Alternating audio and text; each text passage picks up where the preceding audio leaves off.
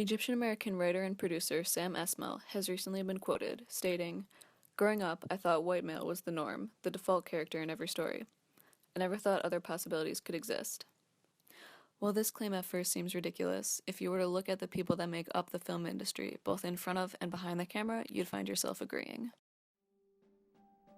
2 years ago, back in 2014, only 18% of the 50 highest-grossing films of that year had a female in a leading role. Maleficent, Lucy, Gone Girl, and Mockingjay Part 1 are just a few of the most well-known female-driven releases of that year. However, in that same year, how many of these top 50 films had a woman of different ethnicities in a main role? That's right, 2. Annie with Quvenzhané Wallis. Are we really doing this? Cheers. And Zoe Saldana in Guardians of the Galaxy. You're a good-looking girl. You should try to be more nice to people.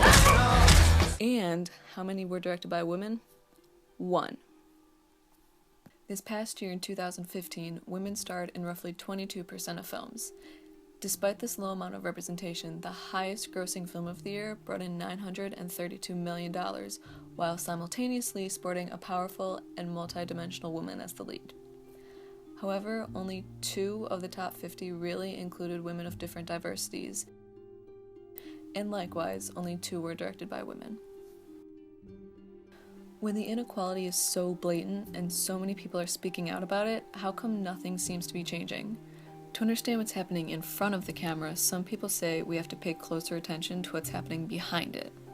In a study conducted this past year, it was discovered that women comprise only 7% of Hollywood's top directors. Similarly, 11% of writers are women, 23% are producers, 18% editors, and only 5% of cinematographers are female. In another study conducted by the Washington Post, they found out that out of the 38 female directors in the Academy of Motion Picture Arts and Sciences, as of this past year, 3 of those directors were African American, 2 were Hispanic, and 2 were Asian. How can we expect the films we see to reflect our diverse reality when the people making them are comprised mostly of a single group of society, which mostly tend to be white males?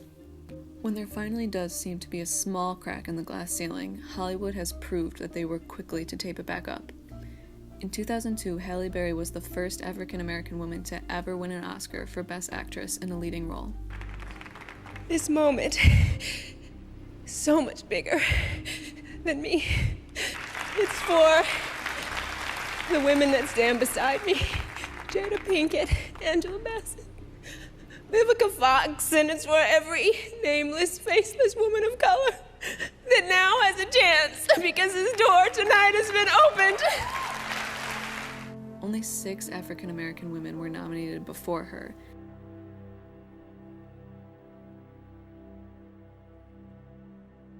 And since her win, only 3, and none of them have won. In 2010, Kathryn Bigelow was the first woman to win an Oscar for Best Director.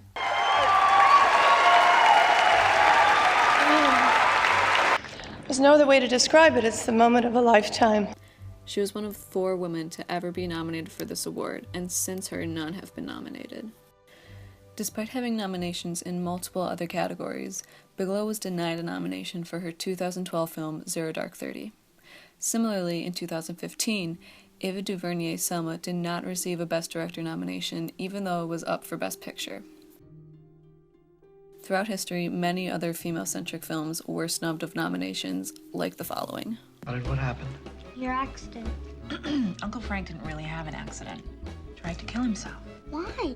I wanted to kill myself him. because I was very He's unhappy. a sick man. He's a sick in his head man. Richard. I don't think it's an appropriate conversation for a 7-year-old. Well, she's gonna find out anyway. Excellent as always, Jenny. Hello? I'm a music lover and I'm worried about your cello. Jump in. My mom's had a kid with your sperm. Liking both of them. Like in gay. Right on. Cool. I love lesbians. Great.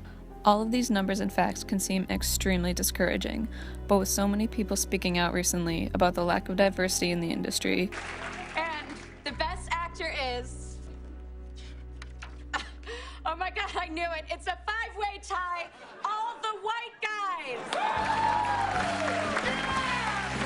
their own personal experiences. I went in character, like, you know, all focused and whatnot, and they said, oh, you know, that's the director's favorite pick. They absolutely love her. But can she come back in with a little tight black dress, her face all done, real nice? And I was like, but that's not the character.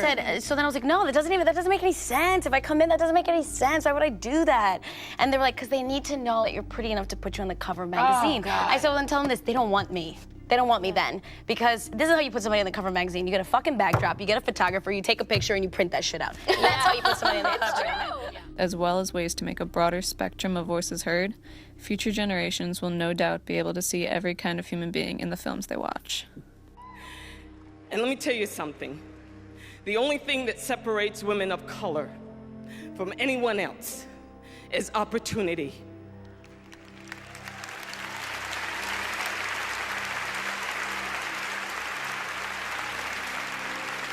You cannot win an Emmy for roles that are simply not there.